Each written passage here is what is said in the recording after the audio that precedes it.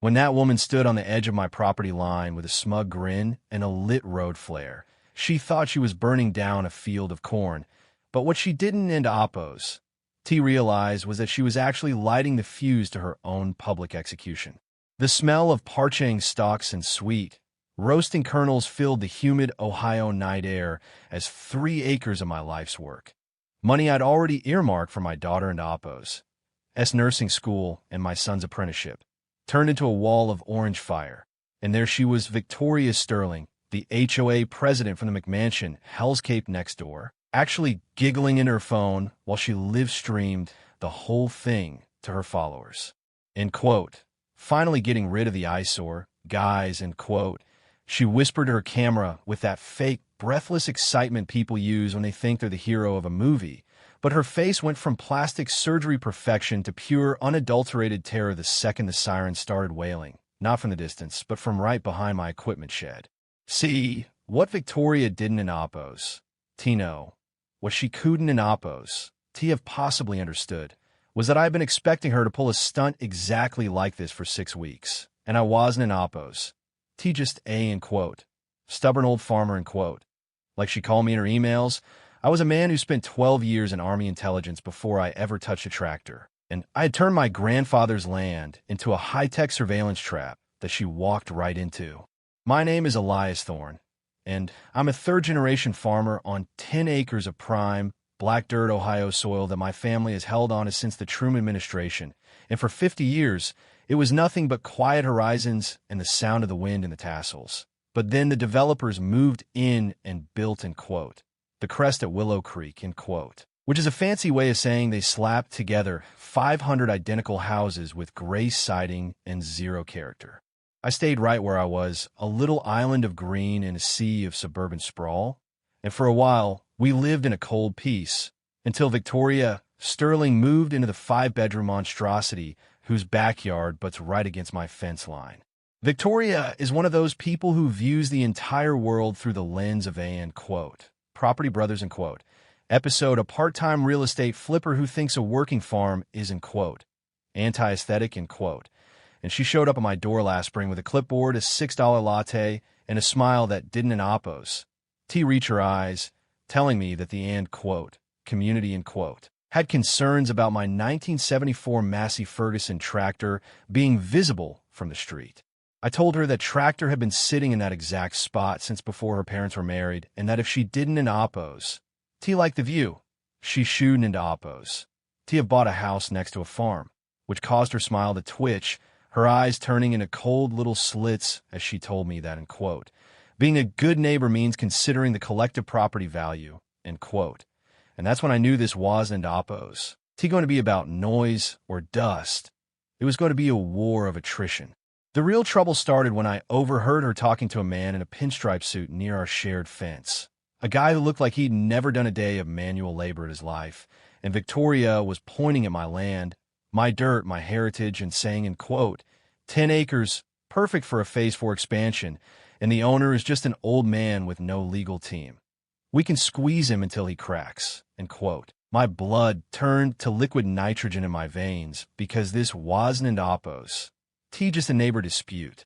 It was a coordinated attempt to steal my family and Oppos' legacy for a commission check, and she started the campaign by filing, end quote, safety violations, end quote, for things that didn't in Oppos T even exist, like, end quote, unsecured chemical storage, end quote, which was really just my rain barrels, and, end quote, noise pollution, end quote, because my rooster Barnaby had the audacity to be a bird at 6 a.m. I tried to be the bigger person, I really did, but when I found my irrigation lines slashed in the middle of a July heat wave, knowing that every hour those plants went without water was $100 out of my kids and Oppos' future, the, end quote, nice neighbor, end quote, Elias died, and the Sergeant Thorne who used to track insurgents in the valley of Afghanistan came back to life. I spent $3,000 on military-grade thermal cameras, hidden trail cams with cellular uplinks, and acoustic sensors that could pick up a footstep from 50 yards away, and I spent my nights in my darkened kitchen, watching the monitors like I was back in a TOC, seeing the silhouettes of Victoria's, end quote, safety committee, end quote, creeping along my fence line like they were special ops.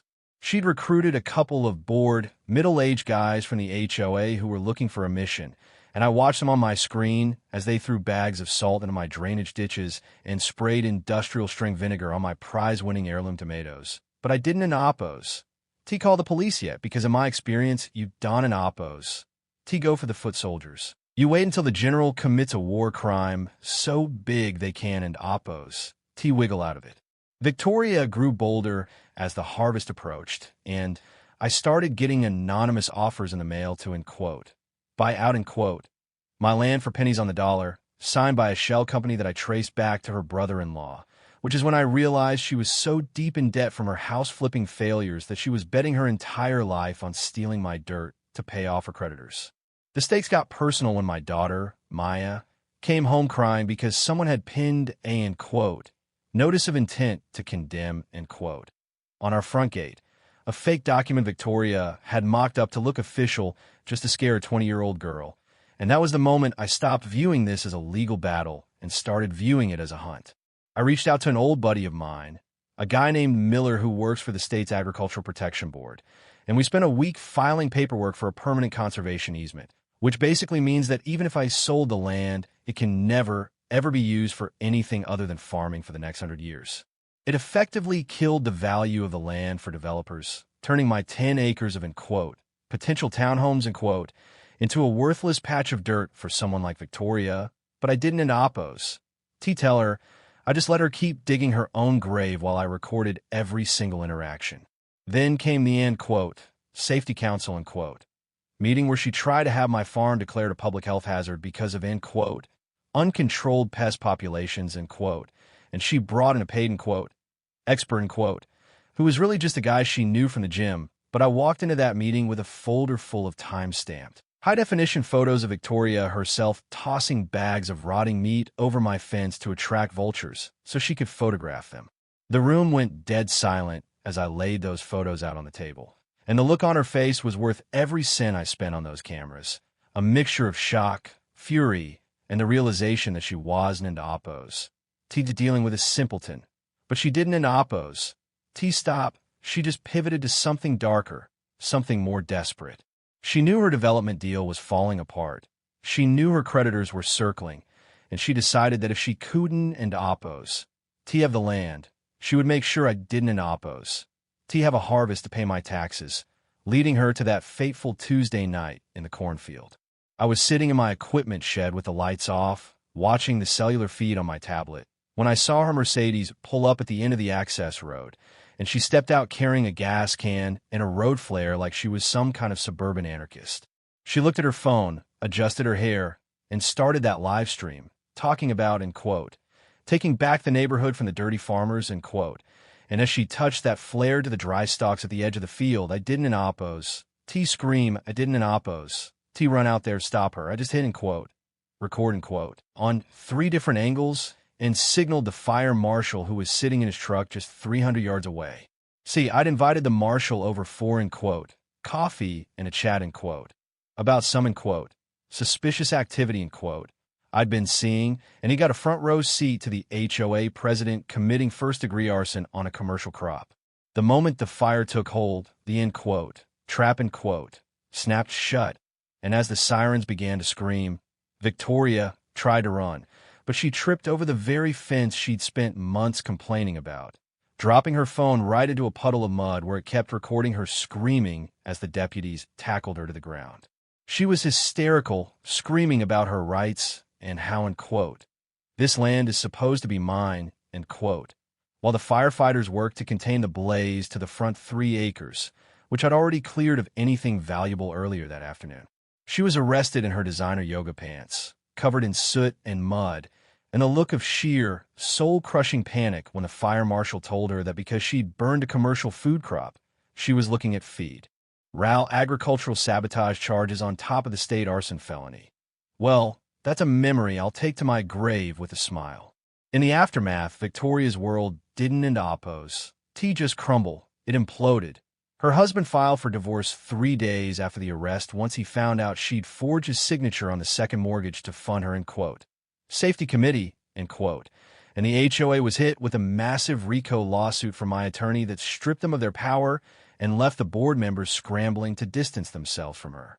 My corn was gone, yeah, but the insurance payout, combined with the civil judgment I won against her personally, was triple what the harvest would have been worth, meaning Maya and Leo's college is paid for twice over, and I finally got that new harvester I've been eyeing for a decade. The land is now officially a state-protected heritage site, so Victoria can watch from her prison cell as my kids and their kids keep planting corn on the dirt she tried to kill, while her McMansion was sold at a foreclosure auction to a family that actually likes the smell of fresh earth in the morning.